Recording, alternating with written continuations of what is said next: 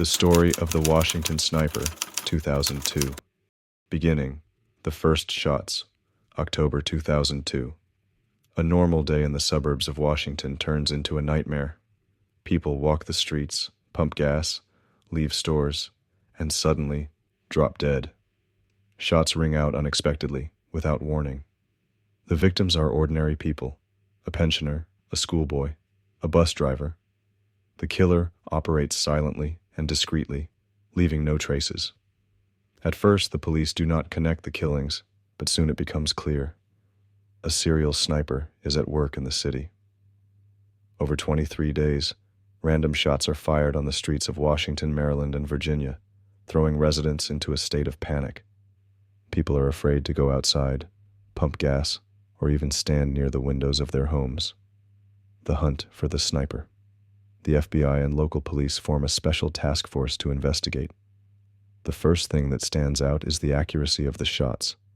The killer uses a .223 caliber rifle and hits targets with a single shot. This indicates a high level of training.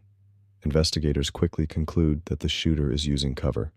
Later, it is discovered that the criminals modified a blue 1990 Chevrolet Caprice, drilling a hole in the trunk for shooting.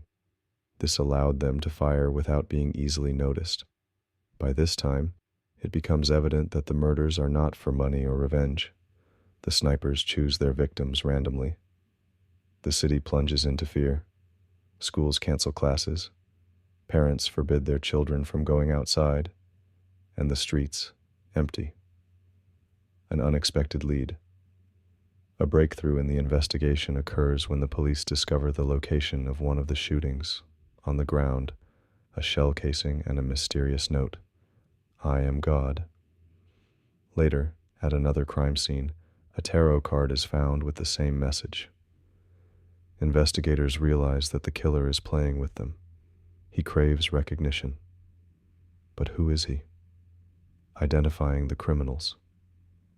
The real breakthrough happens when a witness spots a dark blue Chevrolet Caprice in a parking lot near one of the crime scenes. The police immediately launch a search for the vehicle.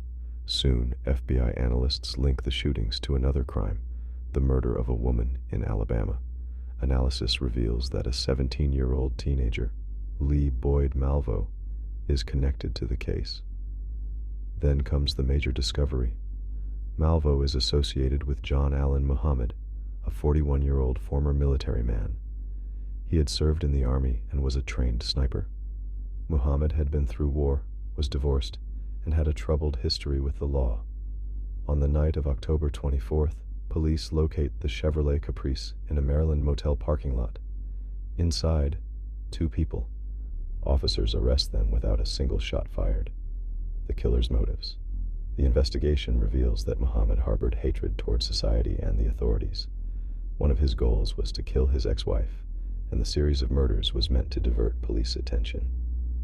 Through psychological manipulation, Muhammad turned Malvo into a ruthless killer. Malvo saw Muhammad as a father figure and obeyed his every command. Trial and sentencing. The trial of the killers became one of the most high-profile cases of the 2000s. Muhammad was found guilty and sentenced to death. In 2009, he was executed by lethal injection. Lee Boyd Malvo, being a minor, avoided the death penalty, but was sentenced to life in prison without the possibility of parole. His lawyers later attempted to appeal the sentence, but failed. The legacy of the October sniper. These events forced authorities to rethink gun control policies. Many laws were tightened, and methods for investigating mass shootings were changed. The Washington sniper left behind fear and tragedy, but his story also showed how the police, FBI, and society could come together to stop evil. The end.